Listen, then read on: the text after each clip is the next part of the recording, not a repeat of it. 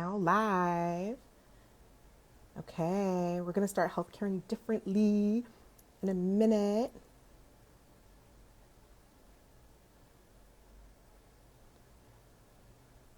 Okay, people are joining. Do you want me to add you or you're gonna request? I haven't seen the. Okay. All right, we see people joining. Um, yeah.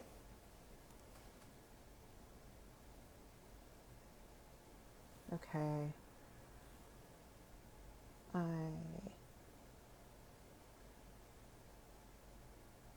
healthcaring differently is gonna enter the room. I'm gonna add Dr. Aisha Lofters in a second.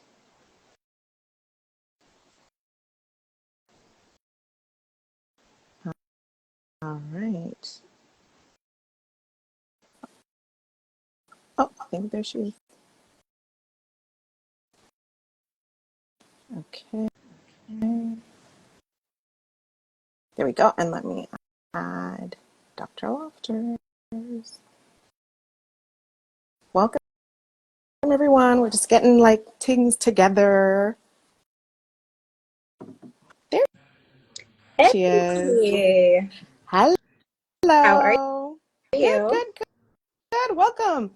I've got my social media consultant here. We're just making sure everything's like Okay. good. Everything's good. Can you just Sound is good?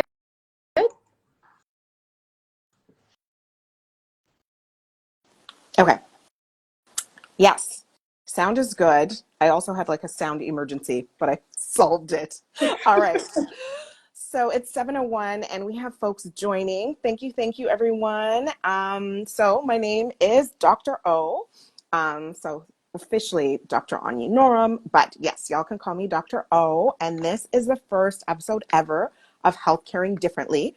Please make sure to follow us. So I'm doing the Instagram live from my own personal account because I have more people on my account, but eventually we're going to switch over to Healthcaring Differently that you see in the corner. So it's pinned there. Please make sure to follow us so that you can tune in for future episodes. I am a family doctor and public health specialist. I'm actually here at the Dalai Lama School of Public Health, where I teach at U of T, although I'm on sabbatical. And I'm very excited to have my first guest, my girl, Dr. Aisha Lofters. Yes, there she is. So I will do a little intro for you, Aisha. And it's a remix of your of your Okay, okay. bio I because you can't know wait to me, hear this. I'm mad. Yes, yes. So my guest is Dr. Aisha Lofters, and she is a scientist at Women's College Hospital. She is Jamaican, Canadian, and a mama. She's a mother to two boys and an associate professor at the Department of Family and Community Medicine at the University of Toronto. Now, we are talking tonight to Dr. Lofters, who is a medical doctor and a researcher. So her research focuses on improving cancer screening and prevention, particularly for Black and immigrant communities. Dr. Lofters, welcome. Thank you, thank you. I'm so happy to be here as your first guest. I am honored. Thank you. I appreciate you. I mean, we go way back to, when you were like just starting as faculty. So you're like young prof, and I was just like starting residency in family medicine.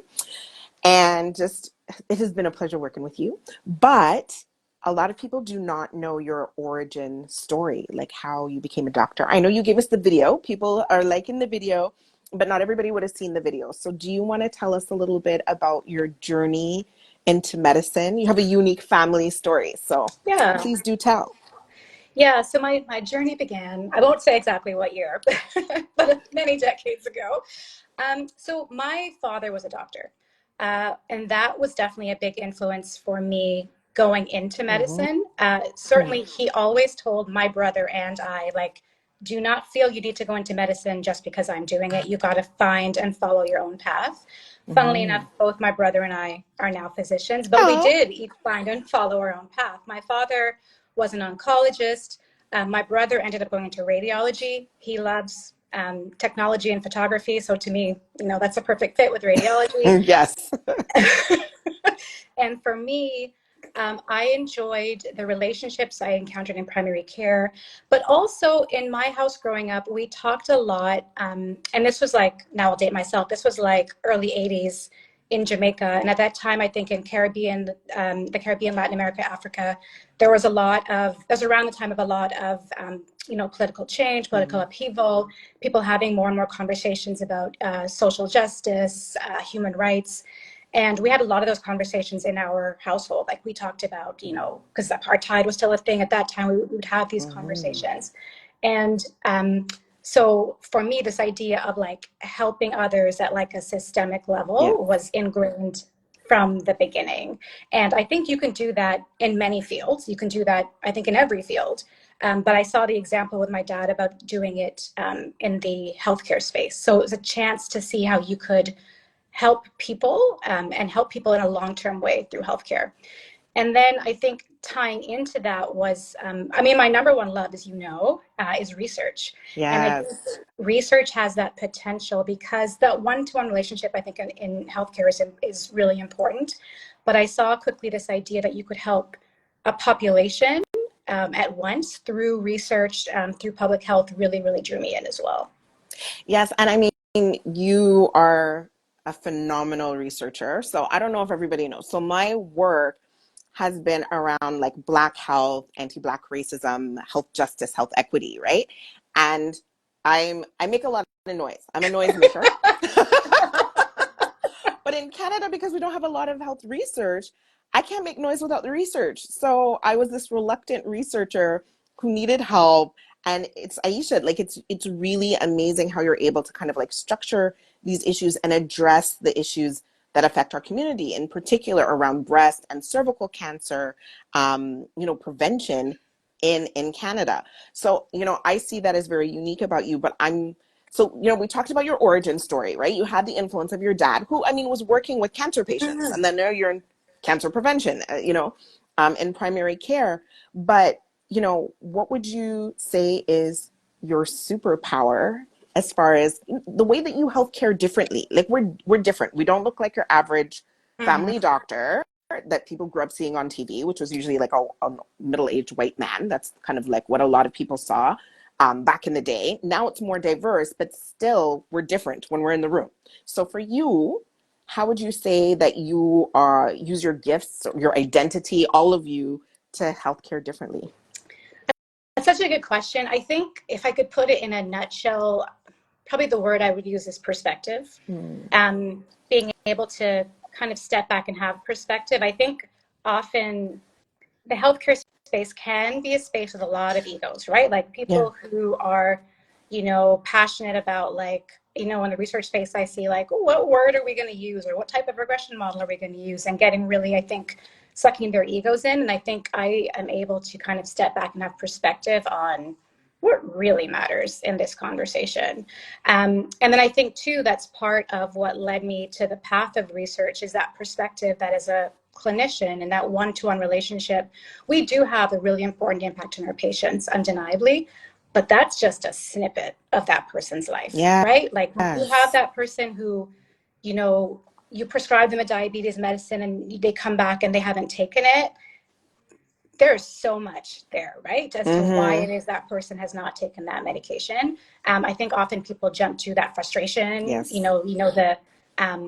the difficult patient and non-compliant patient. Yes. But all the judgment at the patient, thrown at the patient. Exactly. But I think to be able to kind of step back and have perspective, and again, that's what drives me with the research, is this like, okay, it's not just this one person who's doing this, it's many people. Why are they doing it? It's because of systemic issues that are happening.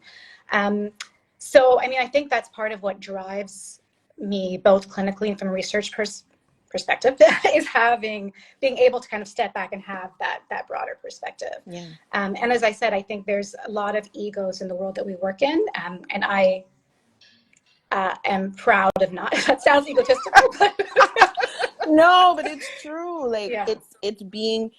I mean, the times when I work with you, it was just like, okay, you know, Aisha, I want to do something different. We're out in community. Shout out to Taibu Community Health Center, right? Black, with a Black focus, a mandate to serve the Black community, and now Indigenous community, French communities, like all these, you know, communities experiencing marginalization. But at the time, um, you know, when I was a resident, so I'm a medical trainee, and I want to do Black health research, nobody was willing to supervise me, or you know what I mean, provide that kind of support. And you being there, even though you were just a few years ahead of me, you were like, okay, let's do this, right? And I think being able to be like, okay, let's, you know, let's roll up our sleeves and Yeah, do work that isn't the classic work. We ended up doing a lot of other projects that were not, you know what I mean, like classic. And that, I think that also has to do with ego, because those weren't the projects that were funded, those weren't the exactly. prestigious, like, you know, doing Black health research. People, there were professors who mocked me, you know, and said, this is not research, right? So it was really cool to have that kind of support. I'm looking in the comments. I'm seeing, oh, hello, It's Mercy Hunter. Hey, Hey, girl. Welcome. But I'm hoping if you folks have questions, like I'm just chatting with Aisha, but me and Aisha, I mean, we have lunch and thing, and and I we have chill. to watch what So, I say because we got an audience right now for this conversation. But I did want exactly, to come exactly. back on you to one thing you just Yeah. said, which I think is so important. And I think also I would like to think ties into perspective, is that working with you, you know, and thinking about Taibu, thinking about groups like the Olive Branch of Hope. I work with a group called the Walnut Foundation. I think it's that Mm, perspective that there's so much knowledge and expertise and wisdom in community that yes. traditionally is left Mm, out of these mm. academic spaces. That's not considered as important, as relevant. And I think that's another thing too that I strive to do in my work, is have the perspective that, like, I know this piece, but the real experts when it comes to like the content of the work are in community, and to bring them in and make them equals in the work. That is key. And I had to learn that the hard way.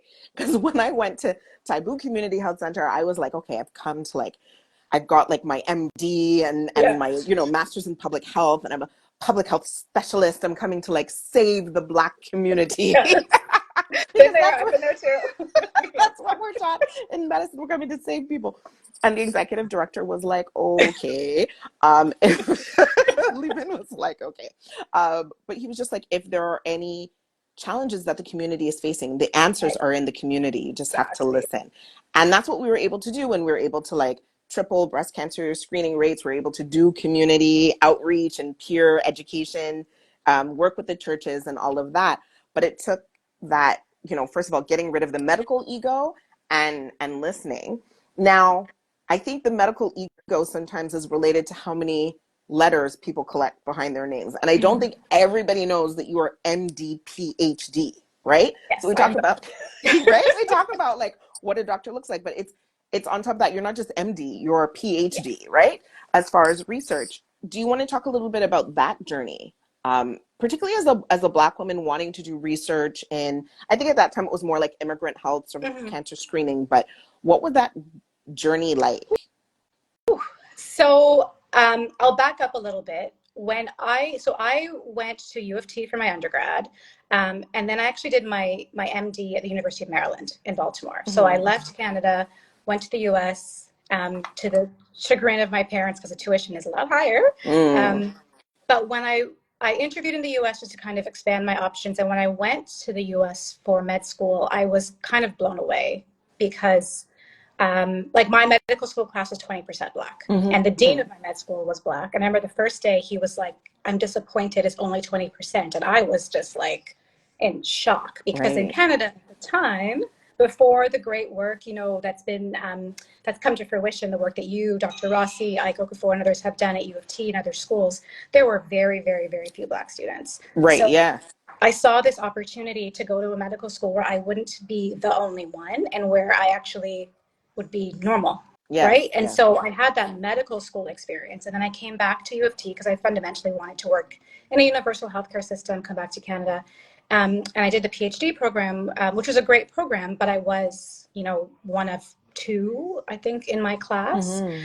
Um, and I think it's just that when you're able to see, I mean, it's such a cliche, but it's a cliche because it's true. When you're able to see that example and see others ahead of you who look like you feel like, oh, this space is for me. Yes.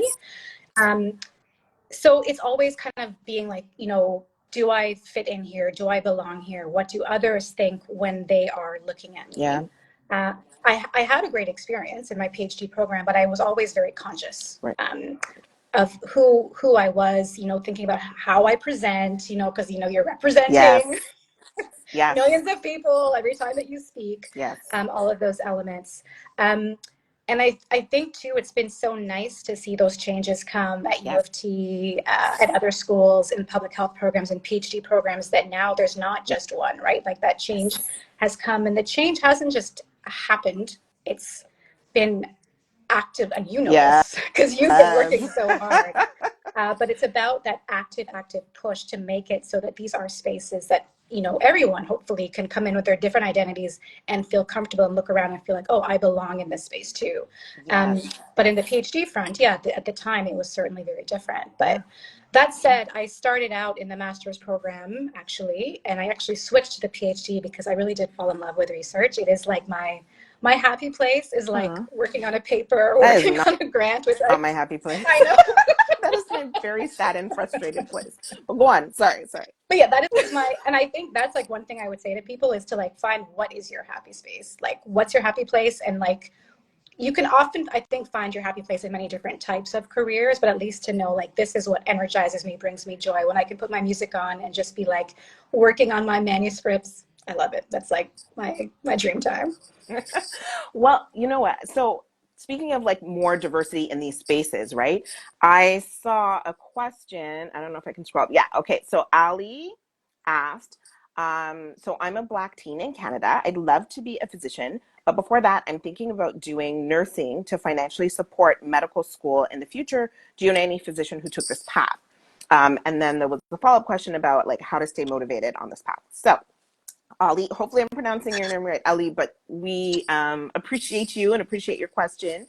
I know, so there's a couple of things. So one is please, follow Healthcare Differently, because we're going to have a newsletter where we let you folks know about the different pathways where you'll be getting consistent advice on different pathways to medicine. Because I've heard this before where people say they're going to do nursing first. There's nothing wrong with that, but it is very tedious to do nursing. It's an intense field of its own to do that before medicine, and they don't necessarily logically follow, so that you end up doing something much harder and you have to have high grades in it and then try to get into medicine. So I know people who have done it, but if your goal is medicine, then there are more direct ways. And in the newsletter, we'll also be providing information about scholarships and things like that. So if you want to do nursing and you're passionate about nursing, that's amazing. Do nursing. But if you want to do medicine, then there's more direct ways to be able to do that, because actually studying nursing is actually quite grueling and a difficult field in and of itself. Aisha, I don't know if you have anything you want to add for that question. Yeah, I totally agree with everything you said. Certainly in my medical school class, there was someone who was a nurse. There was somebody who'd been a dental hygienist in their previous life. But it's not, as you said, it's in and of itself like a grueling and demanding health profession. There's also the field of nurse practitioner. So, you know, sometimes after nursing, people will go on to become a nurse practitioner. I work alongside primary care nurse practitioners. So I think that there are lots of different options. You just want to make sure that you explore all of them and you go into your choices eyes wide open. Exactly, yeah. So it's like, that's it. If you want to be a nurse practitioner, then you follow those paths. But I think Ali said she wants to be a physician. So in that case, you want to take the path that would, guarantee your success and the least amount of, energy burned trying to get to the destination of medicine. So yeah, I see folks still joining. If you have any questions for Dr. Lofters or me, please do. Now, Aisha, you talked about the fact that your father was a doctor, right? And so we know in medicine in Canada and in the United States, like 1 in 5 medical students has a parent who's a doctor. That's not my story. I came in through a mentorship program, and neither of my parents are doctors. But that's part of why we're doing this today, is because I feel like for you folks who might be interested in healthcare or medicine or just curious about, things in the future, or you've even just started medicine and you're curious about options, it's like, okay, well, I can't be that doctor parent, but I can be an auntie. And Aisha's here as an auntie Yes, too, and we're here to exactly. answer your questions, Exactly. right? Exactly. So keep the questions coming. While we're waiting for the questions, let me ask you some things that you wouldn't hear normally. So, Dr. Lofters, Yes. we know that you, as I mentioned, you're a mom, right? Hmm. And you're a physician seeing patients, and you are a researcher. How do you find the time to play mass in Carnival? How do you find the time to fly to a Caribbean island and put on feathers and be part of the Caribbean Carnival? Please do tell. This is like those moments when you are struggling and you are flustered and you can't take it, but then you think, but I'm going to Carnival. That's why I'm doing this. I'm working hard to make the money, to buy the costume for the plane fare to go to Carnival. It is my release, my salvation, my mindfulness, because that's Mm-hmm. when I truly live in the moment. To anyone who is steeped into Carnival, there's a 2024 soca song by Patrice Mm-hmm. Roberts, and it's called Anxiety. And Oh, I haven't heard it. it's so good. And the hook of the song is like, soca is my therapy, and that's what it is for me. Like during COVID, when we had to cancel our tickets and we're not going, I was devastated, because that for me really is my therapy. It is kind of my release, my reminder when it's the middle of winter and it's freezing and I'm going to a meeting. It's like, okay, but the carnival is coming. Yes. No, I love that you said that, and I'm gonna listen to that song by Patrice. Okay. So shout out to Patrice. We're gonna Yes. listen to Anxiety and Soca Therapy, because prior to this I had the podcast Race, Health and Happiness, and when we started the interviews, it was before the pandemic, and when I asked people like what gave them joy, and it wasn't just people from the Caribbean, it was like people of different ethnicities and ancestry.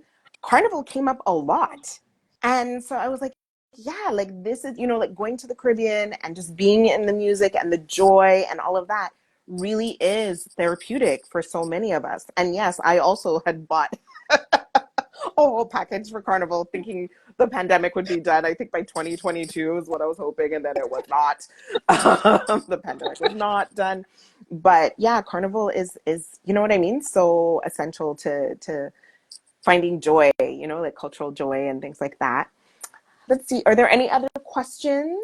We answered Ali. One thing I did want to say, just with regards to Carnival, um, I think if you had asked me, I don't know how many, let's say 5 years ago, I would have been like, we can't talk about Carnival. Like, we're in Canada right now and Yes. I'm a doctor. We can't talk about those things. And I think that's another thing too, that I purposely wanted us, and you had wanted us to address this, because I think it's for people to again understand that like what a doctor is, what a doctor looks like, and what a doctor does on the weekends is not just this one idea that we have, right? Because there was a time Yeah. where I wouldn't have wanted to address it. But yes, doctors Carnival, doctors do all types of things. Yes. No, that was one of the things that you're right. I asked you, can we talk about Carnival? Because we are often, or have been taught in medicine to, be ashamed of certain parts of our culture, or Exactly. to feel like it's not professional. So when our colleagues, who are part of dominant culture, they go golfing or they play squash, that's fine. But if we do Carnival, then you know what I mean? It's Yes. not appropriate. And so we're reclaiming that. We're like all about our culture, all about who we are, and very loud and proud about it. There was another question that came in through the Healthcaring Differently piece, and folks wanted to know why cancer, speak to why cancer prevention is given less funding or attention than cancer treatment. Ooh, You work more in prevention, right? yeah, such a good question. I think it comes down to simplistically like the sexiness of it, right? Like I think the Hmm. idea of a new drug or a new type of radiation therapy or a new type of I don't know, AI guided something sounds really fancy, and that's exciting. And it's also kind of easier to understand. This thing is there, and then you zap it, or you poison it, or you cut it out. That's Yeah, easier to understand, and it's more exciting than the idea of prevention, because prevention is like a day-to-day commitment, right? Like every it is. time that you are eating healthy, that you are working out, that you are choosing water over alcohol, that you're not smoking, that's cancer prevention. It's not sexy, and it's a day-to-day commitment, but it's so much more effective. And I can tell you, you'd much rather prevent a cancer than to have it and then be treating it. But I think it's a long game, right? So it's a long game, and it's more difficult for people to kind of get behind that long-term commitment. But I mean, I've seen personally, like, the dealing with cancer and treating it, and you'd much rather prevent it, right? But it's about, like, I guess that recognition about, like, engaging with a long game is just better for, like, there's cost effectiveness, but just, like, quality of life. Yes. And I think when it comes to prevention, it is tricky the work that we did was, focusing on Black women and breast cancer screening, right? And there's so many layers to this, but, what do you think are some of the challenges when it comes to doing this work around prevention in, Black Canadian context? There's a few. So one, I actually think that is important to raise is that a lot of the, like, let's say, inequities that you see in prevention, some of them are at the individual level about, like, knowledge, but a lot of them are not. Like, a lot of them are about what we as providers are doing, the conversations we are having or not having with our patients. A lot of them are about, like, how our system is structured and who it supports in terms of prevention, and who's the person that comes into your office and, okay, I want my colonoscopy now, versus the person who no one's told them about that option. Yeah. And I think, like, people will latch on to the individual, like, the fault of the individual. Yes. And education is very important. Like, and I do a lot of education work, but that's just one piece of it. The more challenging part, but the part that's going to have more of an impact, is working on us as providers and what we're doing, and working on the system level, right? But I think, like, there's this, like, jump to, okay, let's educate people, and they don't know. Let's fix the community. Yeah. And I think it's recognizing, so again, this comes back to the community has the knowledge, so going to the community leaders and learning from them when it comes to raising awareness in the community. But then, like, there's got to be change at the provider and system level if we really want to move, like, really want to move the dial when it comes to screening and prevention. So thinking about what's funded, how screening is accessed, all of those pieces, right, require action. And that goes across the board. Like, I do screening and prevention, but that applies to disease management, disease treatment, anything in the healthcare space. Is that, like, we tend to focus on the individual, but we have to acknowledge that there's problems with the system. Yes. And that's it. I think, I did a recent media interview and I said, you know what? Yes, the community needs to know about screening and prevention. The community is actually doing that work. So now the system needs to, focus on itself and how it's treating Black and other racialized folks. So thank you for pointing that out. So yes, we have to do our prevention is in the Black community, but then the system is also accountable to us. Now we're getting some comments. There's like 3 minutes left, and then now there's like all these comments. Okay.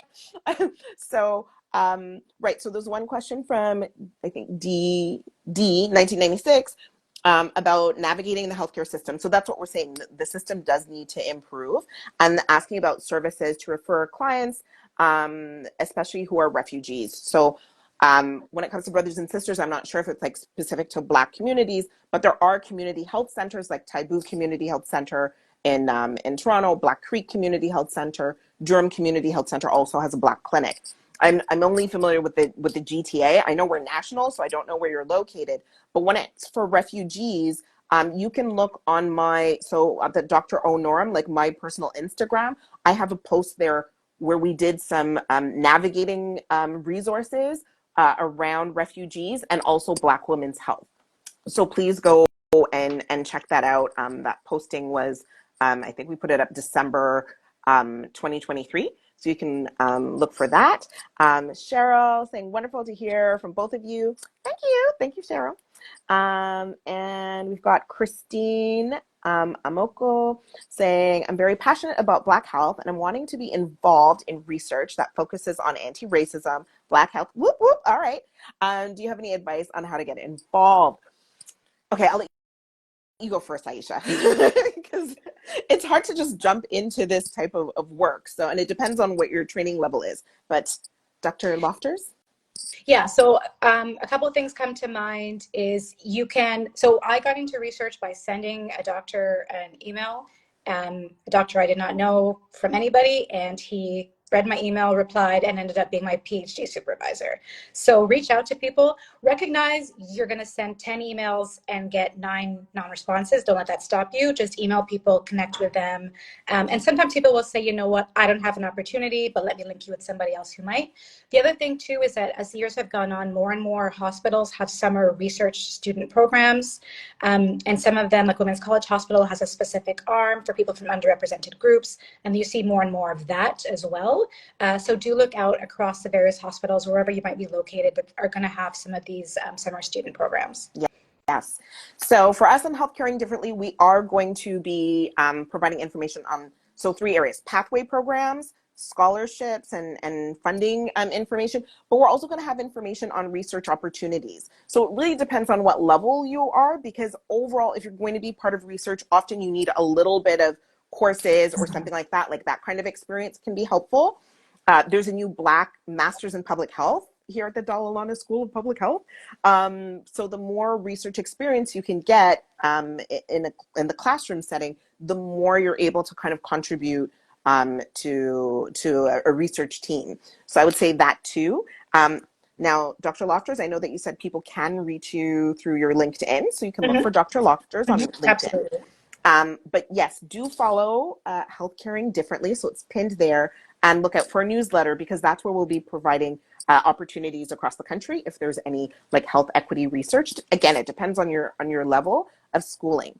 Okay, so we've got a question from a medical student, and it is a sensitive question, so we can't answer personal questions, but we can speak in general terms. So what advice do you have for medical students who are dealing with burnout? And so certainly, burnout is a factor that affects medical students and all of us in healthcare, especially in the context of the recent pandemic in particular. But pretty much always, medical training can be quite grueling. And so, I think my advice for medical students is the same for anybody experiencing burnout. It is, first of all, to recognize if you're seeing those symptoms in you. That's huge, because a lot of people don't recognize when they're having, the fatigue and feeling overwhelmed and emotional, and sometimes experiencing depression or anxiety. Then it becomes at least seeking the help. So usually in school, there are centers where you can access mental health advice, and they usually will refer you to mental health specialists. But the way that you navigate that in every school is a little bit different. But they all have resources around mental health for medical students. So I would recommend that you do that. Aisha, do you have any other advice around that piece? Yeah, I think the only other thing I would add to that is just because certainly there have been times in my career when I've felt like, is this burnout? Because times it is a stressful career, right? When we're working in healthcare, especially over the last few years, and medical school is a very, very challenging time.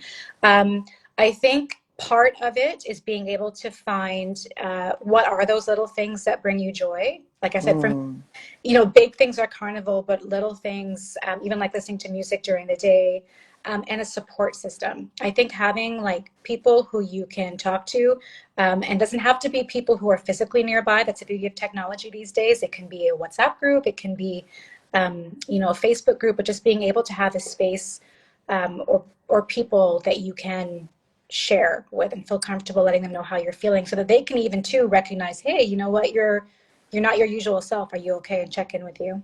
Yeah, no, that's true. Making sure you have those informal supports and the formal supports. And I think we need to destigmatize, seeking help. So like I have a therapist. I'm like, this is hard work, right? Like I'm a mom, I'm a doctor, I'm like, community advocate. So I have a therapist. She's fantastic. Hello, Dr. Stacey Thomas. She's on Instagram too. Right? So I have a therapist, and we need to destigmatize that. But also, I'm on a sabbatical. Like I had, a lot of strain. And so I needed to take some time.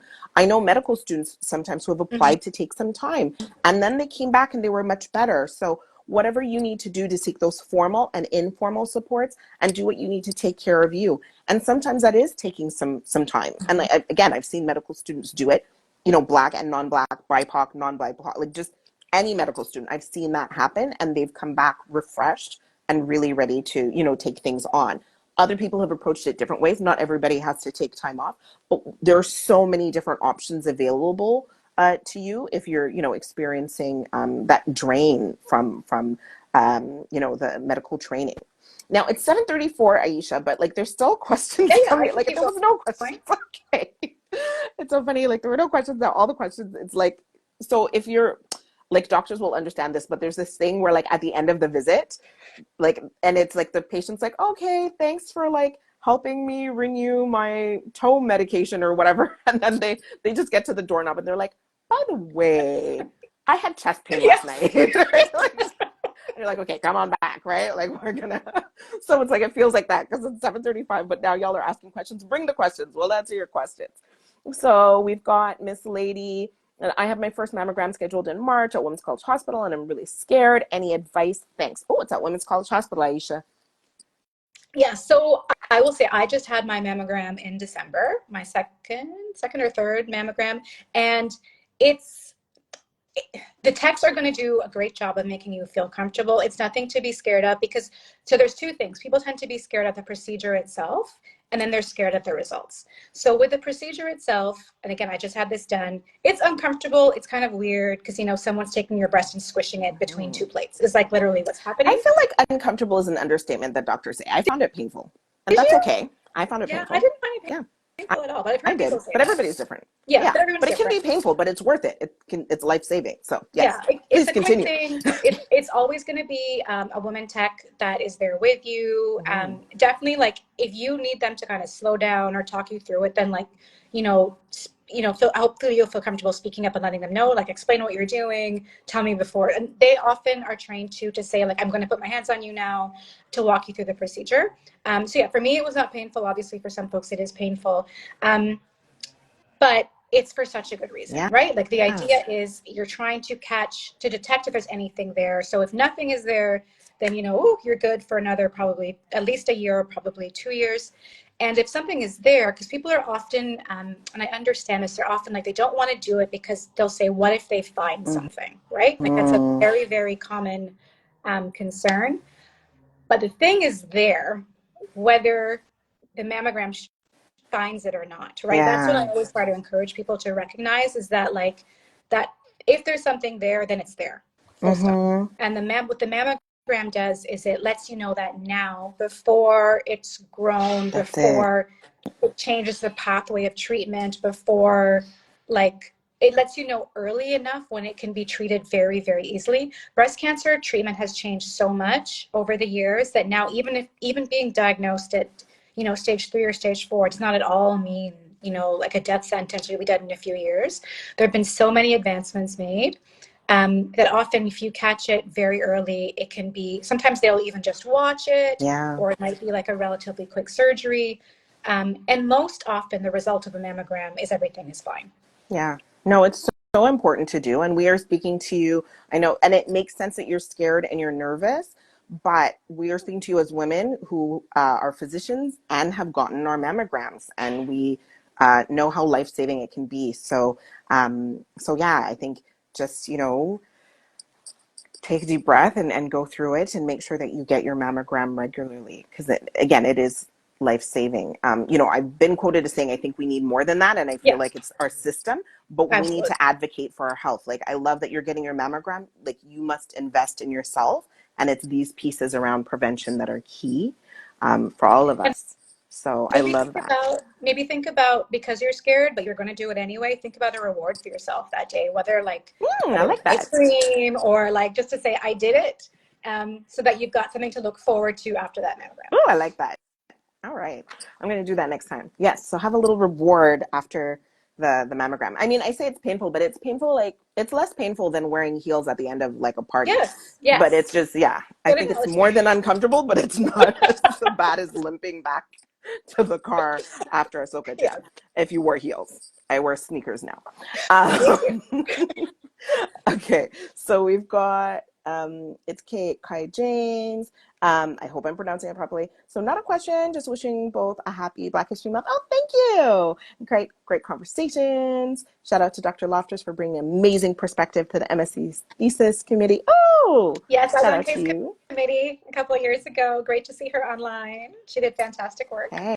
And we've got Janelle saying, thank you so much for the mentorship. I'm wondering if there are any student positions for BIPOC interested in your research. Do you have any positions right now? We are in the process right now of hiring through the summer student research program, but those applications actually go in early. Like it's February and I'm reviewing applications now for the summer.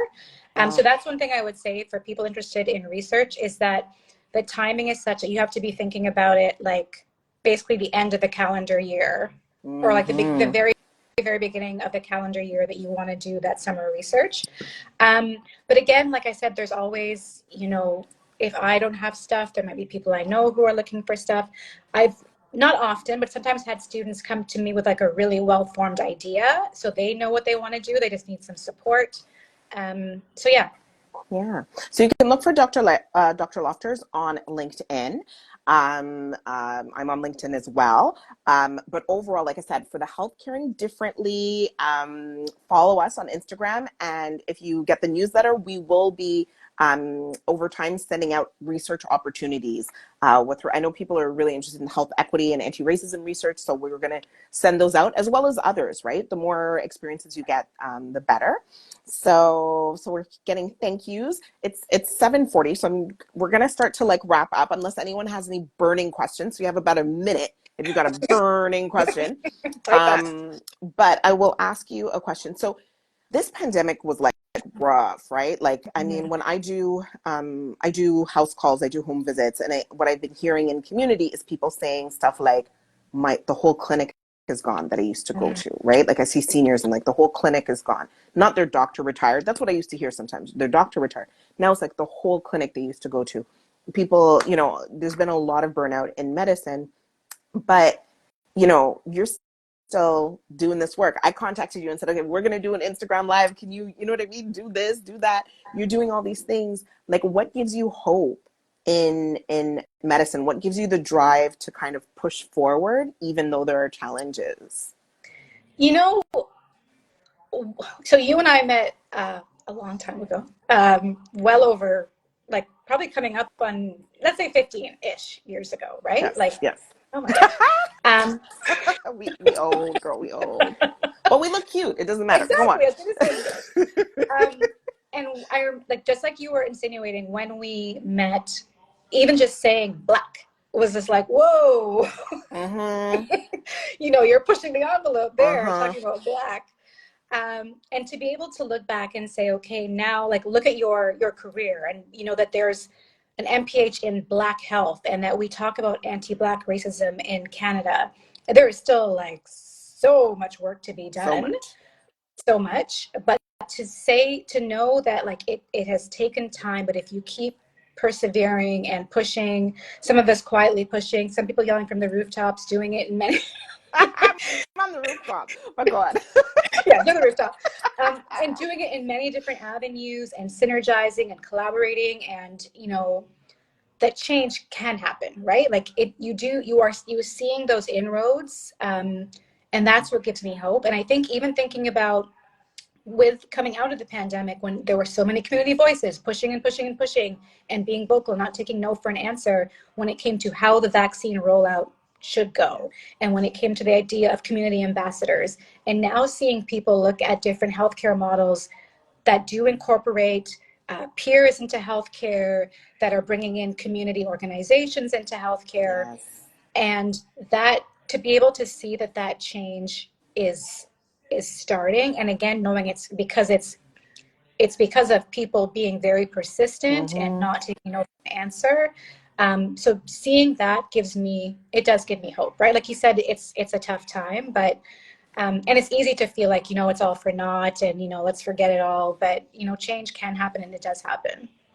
No, it is true. Change does happen, and we have to be persistent. And you're right. So much that we've learned from the community leaders whom we've worked with. I think a lot of people focus on us because we like the MDs, but we actually learn the most from the community leaders that we've worked with who are doing this work like day in, day out and fighting the good fight.